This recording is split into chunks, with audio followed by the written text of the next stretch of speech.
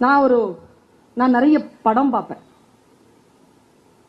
ஒரு 11 வருஷம் தூர்தர்ஷன்ல sensor committee மெம்பரா இருந்தேன். நீங்கெல்லாம் என்னெல்லாம் பார்க்க கூடாதோ எல்லாம் பார்த்தவனா. காசு கொடுத்தாலும் உங்களால எல்லாம் பாத்திர முடியாததெல்லாம் காசு வாங்கிக்கிட்டு பார்த்தவன். சென்சார் கமிட்டி மெம்பருக்கு அது ஒரு பிரிவிலேஜ். பார்த்தேன், படம் பார்ப்பேன் நான் நிறைய. ஏதோ ஒன்று நான் கற்றுக்கொள்கிறேன், ஒரு புத்தகத்தை வாசிக்கிறேன். ஏதோ ஒன்று. இப்ப சமீபத்தில் ஒரு புத்தகத்தை வாசித்துக் கொண்டிருக்கிறேன். யாம் சில அரிசி வேண்டினோம் என்று சொல்லி அழகிய பெரியவன் என்கின்ற ஒரு எழுத்தாளர் எழுதிய ஒரு நூல் சமீபத்தில் நான் வாசித்துக் கொண்டிருக்கிறேன். என் மனதிலே பல கேள்விகளை அது எழுப்புகிறது.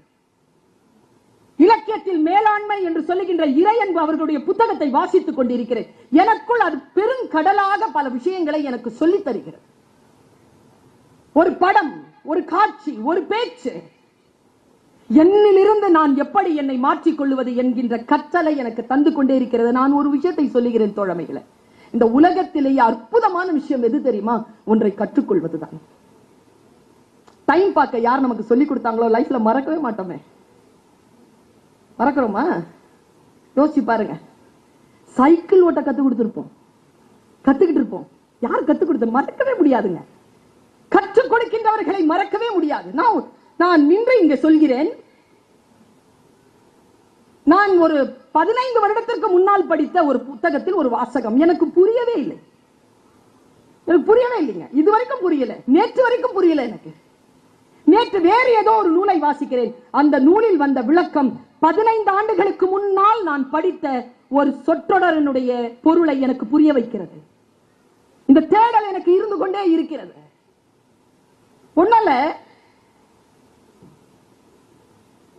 நீச்சல் வீரர்கள், ஒரு சீன நாடு, அந்த சீன நாட்டிலே நீச்சல் வீரர்கள் இருக்கிறார்கள், அபாரமான நீச்சல் வீரர்கள்.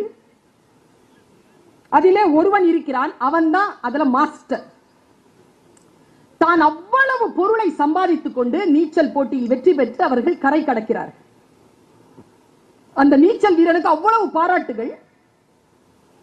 அவன் அந்த பாராட்டுகளை எல்லாம் பெற்றுக்கொண்டு படகில் வருகிறான். நடுவிலே ஏரியிலே படகு கவிழ்கிறது. எல்லோரும் கீழே விழுகிறார்கள், எல்லோரும் நீந்துகிறார்கள். ஆனால் எவன் ஒருவன் புகழ்பெற்ற நீச்சல்காரனோ அவன் மட்டும் தடுமாறிக் கொண்டிருக்கிறான். அவனால் வரவே முடியவில்லை, அவனால் நீந்தவே முடியவில்லை. எல்லோரும் சொல்கிறார்கள், ஏன் நீ நீந்திக் கொண்டிருக்கிறாய், இப்படி தத்தளித்துக் கொண்டிருக்கிறாய், வா என்றால் அவன் சொல்லுகிறான், நான் சம்பாதித்த காசுகள் என் மடியில் கட்டப்பட்டு இருக்கின்றன, அந்த எடையில் என்னால் நீந்த முடியவில்லை. உடனே கூட இருக்கின்றவர்கள் சொல்கிறார்கள், அந்த காசு பட்டலத்தை அவிழ்த்து போட்டு நீ வா என்று. அவனால் அந்த காசை இழக்க முடியவில்லை, தன் பெருமையை இழக்க முடியவில்லை, அவன் மூழ்கி செத்து போனான் என்ற ஒரு கதை. இது கதைதான். 15 வருடத்திற்கு முன்னால் சுந்தர ராமசாமி அவர்கள் எழுதிய புளிய மரத்தின் கதை என்கின்ற ஒரு நூலிலே அவர் பேசுகிறார், ஒரு வாக்கியம் பேசுகிறார். இப்பொழுது நான் பேசினாலும் மறுபடியும் நான் பிறக்கிறேன். அந்த சொல் இதுதான். அந்த புளிய மரம் தன் கிளையை இழந்து தன்னை காப்பாற்றிக் கொண்டது. அடுத்து சொல்றார், ஒன்றை இழக்க முடியாத ஒன்றை இழந்து மறுபடியும் பெற்றுவிட முடியாத ஒன்றை காப்பாற்றிக் கொள்ளுவது புத்திசாலித்தனம் தானே. அடுத்த ஒரு வார்த்தை தான். நான் இன்னைக்கு இதுக்கு விளக்கம் சொல்ல மாட்டேன். உங்கள் அனைவரையும் நான் என் பெற்றவர்கள் போல் நேசிக்கிறேன், என் பிள்ளைகள் போல் நேசிக்கிறேன், அதனால் சொல்லுகிறேன். அடுத்த வார்த்தை அவர் சொல்லுகிறார், நான் கலங்குகிறேன், நான் பரவசமாகுகிறேன். சொல்கிறார், பைத்தியக்காரத்தனம் என்பதும் அறிவை இழந்து தன்னை காப்பாற்றிக் கொள்ளுகின்ற ஒரு முயற்சி தானே. வீட்டுல போய் யோசிப்பார்.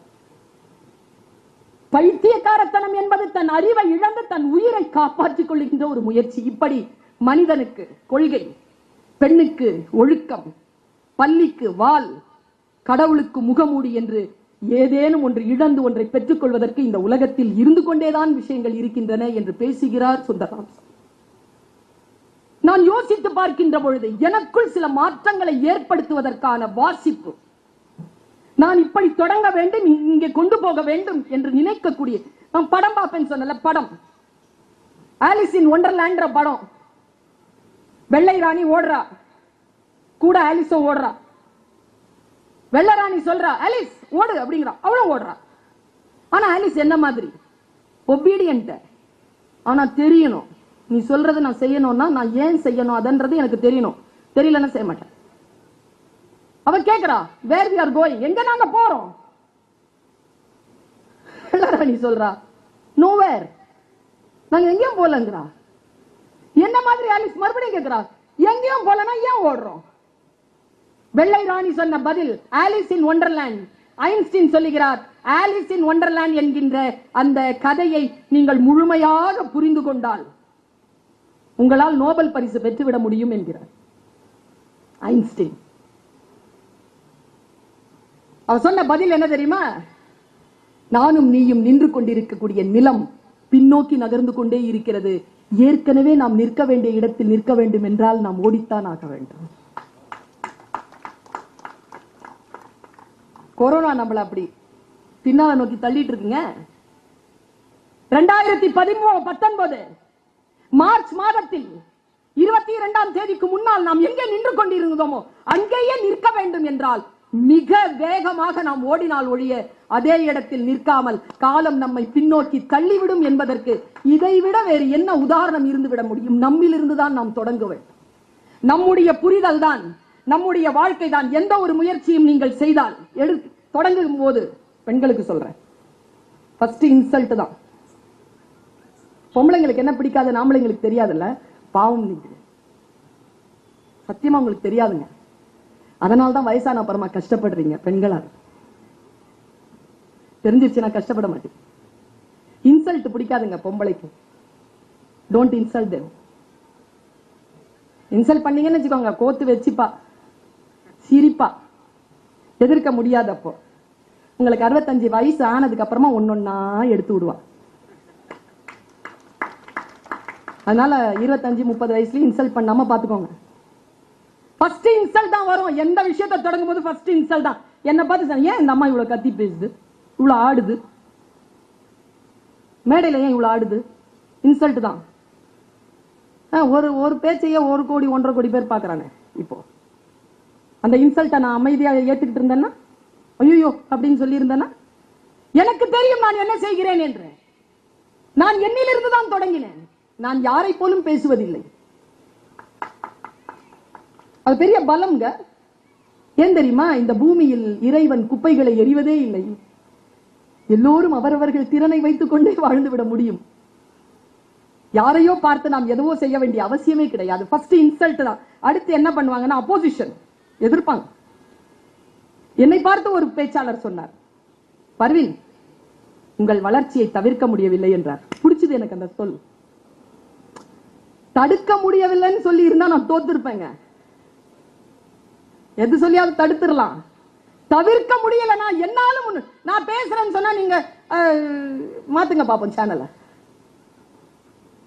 பேசவே மாட்டேன். கண்ணை உருட்டியாவது அந்த சேனலை நீங்க வச்சிட்டு இருக்கிற அளவுக்கு வச்சிட்டு இருப்பேனா இல்லையா? என்னிலிருந்து தான் தொடங்குகிறேன். நான் யாரையும் பார்த்து எதுவும் செய்வதில்லை. ஃபர்ஸ்ட் இன்சல்ட் தான், அப்புறமா அப்போசிஷன் வரும், அதுக்கப்புறமா அப்ரிசியேஷன் வரும், அதுக்கப்புறமா அக்செப்டன்ஸ் வரும். இதுதான் ரூட். ஒரு விஷயத்தை சொல்லி நான் நிறைவு செய்கிறேன். நம்முடைய வாழ்க்கையில் நாம் புறச்சூழல்களால் தீண்டப்படக்கூடாது. நான் ஒரு விஷயம் சொல்றேன், அதை நான் சொன்ன அது இன்னைக்கு 3-4 பேர் சொல்லிட்டாங்க. திரும்பவும் சொல்றேன், யூடியூப்ல போடும்போது இந்த வாசகத்தை கட் பண்ணிடுங்க, ஏன்னா ரொம்ப ஃபேமஸா போயிட்டு இருக்கிற வாசகம். எல்லோருக்கும் சாவு வரும், எல்லாரும் ஒரு நாள் சாவு தானே போறோம், டேட் தெரியாது அவ்வளவுதான். ஆனா நம்மள செத்து போயிடணும் அப்படின்னு நினைச்சிட்டு சுத்துறான் பாருங்க, அவனுக்கு முன்னால மட்டும் சாவு கூடாதுங்க. அவனுக்கு முன்னால மட்டும் செத்துறக்கூடாது. அதான் உங்களுக்கு கொடுக்கிற பதில். ஒருவன் நம்மை காயப்படுத்துகிறான் என்றால் நாம் அவனால் காயப்படவில்லை என்று சொல்லுவதை காட்டிலும் அவனுக்கு என்ன வேறு பதில் சொல்லிவிட முடியும்? என்ன கெட்ட வார்த்தையில ஒரு அம்மா வந்து கெட்ட வார்த்தையில திட்டிருந்தா கூட பரவாயில்லைங்க. என்ன எப்ப பார்த்தாலும் அந்த டீச்சர் சொல்லிக்கிட்டே இருக்காங்க, உருப்பட மாட்டேன், இப்படி இப்படி பார்ப்பேன். அவங்கள கிளாஸ்ல சொல்லுவாங்க, பேசாத, மனசுல ஒரு +1 துடிப்பு. யார பார்த்து பேசாத? பேசுறதுக்கே பிறந்தவன். என்ன 10 பேர் பேச மாட்டேன், இத நினைப்பேன்.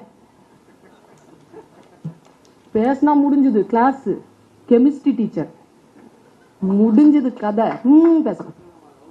அந்த அம்மா சொல்லுச்சு, எந்திரி. ரொம்ப அழகா வேற இருக்கும்.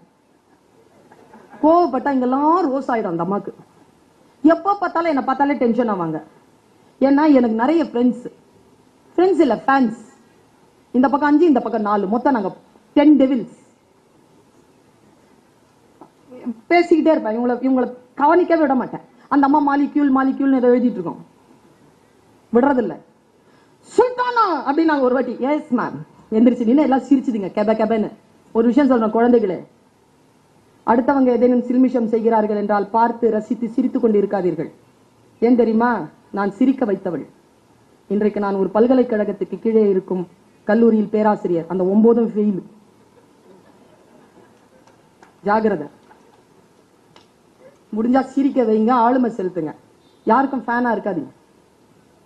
வியப்பது வீழ்ச்சி, வியக்கவே கூடாது. புரிந்து கொள்ளுங்க. அப்படின்னு பார்த்தா அவன் வளர்ந்துகிட்டே இருப்பான், நீ அங்கதான் நிப்ப. முன்னில இருந்து தொடங்க. என்கிட்ட எல்லாருமே கையெழுத்து வாங்க. கையெழுத்து வாங்காத. வாங்க என்ன பண்ண போற? பேப்பர்ல வாங்க என்ன பண்ண போற? எங்கேயாவது போட்டுருவ? இல்ல, நீ என்னிடத்தில் கையெழுத்து வாங்குவதில்லை. நீ கையெழுத்து வாங்கப்படுவதை பார்ப்பதற்கான சூழலை எனக்கு ஏற்படுத்து. அது என்ன பார்த்து சொன்னாங்களா கெமிஸ்ட்ரி டீச்சர் உருப்பட மாட்டேன்னு. நான் நல்லா ஓடுவேங்க. இப்ப விட்டாலும் ஓடிடுவேன். I am runner. காலேஜ்ல நிறைய எனக்கு என்னுடைய ரன்னர்ல நான் வந்து ரன்னிங்ல நான் வாங்கின சர்டிபிகேட்ஸ் நிறைய என்கிட்ட 532 சர்டிபிகேட்ஸ் வச்சிருக்கேன் இது வரைக்கும். அது 180 ஸ்போர்ட்ஸ். ரொம்ப பிடிக்கும் எனக்கு ஓடுறதுனா. நான் ஓடி ஃபர்ஸ்ட் வரேங்க. அந்த எனக்கு தெரிஞ்ச என் லிபி பிரம்மா அங்க வந்து கெமிஸ்ட்ரி டீச்சர் நின்னுட்டு இருந்தாங்க. என் கையை தட்டிட்டு பக்கத்துல வந்த சாந்தி கையை பிடிச்சிட்டாங்க. She's first. நான் போய் எனக்கு இங்கிலீஷும் தெரியாது ஒன்றும் தெரியாது. அந்த மிஸ் கிட்ட மை செல்ஃப் மிஸ்ங்கிற. You know the meaning of my self? You not first, you second அப்படின்னாங்களா. மீசாப்பேட்டைக்காரி, எனக்கு அவ்வளவு கெட்ட வார்த்தை தெரியும். ஆனா புத்திசாலி, பொழைக்க தெரியும். சொல்லவே மாட்டேன். கெட்ட வார்த்தை சொன்னதே கிடையாது, சொல்லவே மாட்டேன்.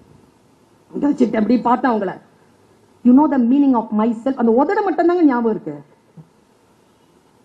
எப்படி ஜெயிக்கிற சொல்ற ஸ்டூடெண்ட்ஸ், யூத், நம்மள யாராவது இன்சல்ட் பண்றாங்களா, அவங்களை எப்படி ஜெயிக்கிறது மட்டும் சொல்லி தரேன். திருப்பி திட்டுறது இல்ல, அவங்களை ஜெயிக்கிறது. மனசுல வச்சம் புள்ளி. என்னையா உருப்பட மாட்டேன்னு சொன்னீங்க, என்னையா யூ கேனாட் பி தி ஃபர்ஸ்ட்னு சொன்னீங்க, காம்படிஷன் வரட்டும் பாக்குறேன் அப்படின்ட்டு நின்னு ஒரு பெரிய ஸ்டேட் லெவல் காம்படிஷன்ல பெரிய கப்பு வாங்கிட்டு போறேன் காலேஜ்க்கு, ஸ்கூலுக்கு. எங்க head of the institution Chellammal madam அவங்க சொன்னாங்க, Parveen, oh so sweet, very good. இந்த எக்ஸ்பிரஷன் எனக்கு பிடிக்காது, அதனால ஃபர்ஸ்ட் நான் உங்ககிட்ட சொல்லவே மாட்டேன். கப் எடுத்து அம்மாட்ட போயிருவேன். எங்க அம்மா தான் என்ன அப்படி கொஞ்சம், ஏ ராசாத்தி வாங்கிட்டியாடி செல்லமே, எப்படி இப்படி பேசுன, உட்காரடி நீ பேசுடி, நான் கேட்கறேன்லாம் சொல்லுவேன் எங்க அம்மா. அந்த எக்ஸ்பிரஷன் பிடிக்கும் எனக்கு. அதனால பிரைஸ் அம்மாட்ட தான் காட்டுவேன், டீச்சர் கிட்ட காட்ட மாட்டேன். இந்த டீச்சர் இப்படி ஃபர்ஸ்ட் அந்த டீச்சர் கிட்ட தான் போனேன். சரி வச்சுட்டு போ, திங்கக்கிழமை வந்து வாங்கிக்கோ. நான் எங்க மேடம் வாங்குறது? அசம்பிளில வாங்கிக்கோ. நான் ஒரே ஒரு ரிக்வெஸ்ட் மேம், என்ன கெமிஸ்ட்ரி டீச்சர் கையால வாங்கணுமா? இவ்வளவுதாங்க பதில். அவங்க கேக்குறாங்க, உனக்கு கெமிஸ்ட்ரி டீச்சர்னா ரொம்ப பிடிக்குமா? எஸ் மேம், அவங்களாலதான் மேம் இந்த கப்பே வாங்கினேன். அவங்க இல்லனா இந்த கப்பு இல்ல ma'am. Really? Okay, God bless you. நாங்க God has already blessed me. போனேன், திங்கக்கிழமை வந்த நிக்கிற, பிரின்சிபல் சொல்றாங்க, doctor Lakshmi will hand it over this memento to the cup to Parveen Sultana. We are really proud to have her. அவங்க மீங்கறாங்க. S you. அவங்க சொன்னாங்க உங்க கையால தான் வாங்கணும்னு சொன்னாங்க. பசங்க எல்லாம் கத்துதுங்க, ஓன்னு கத்துதுங்க. இந்த 9 இருக்குல்ல என் பக்கத்துல உட்கார்ந்துட்டு இருந்துச்சுங்க, அதுக்கு விசில் அடிக்காத குறை. பர்வீன் பழி வாங்கிட்டாங்கிறாங்க. அந்த அம்மா வராங்க, மனசு சொல்லுது வாங்க முதுகுல தட்டுங்க அப்படின்னு.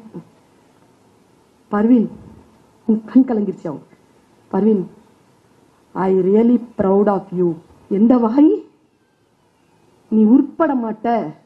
You cannot be the first person in your life அப்படின்னு சொன்ன அந்த வாய் ஐ ரியலி ப்ரௌட் ஆஃப் யூன்னு சொல்லும் போது அந்த வாயை நான், அந்த மனுஷியை நான் ஜெயித்தேன்.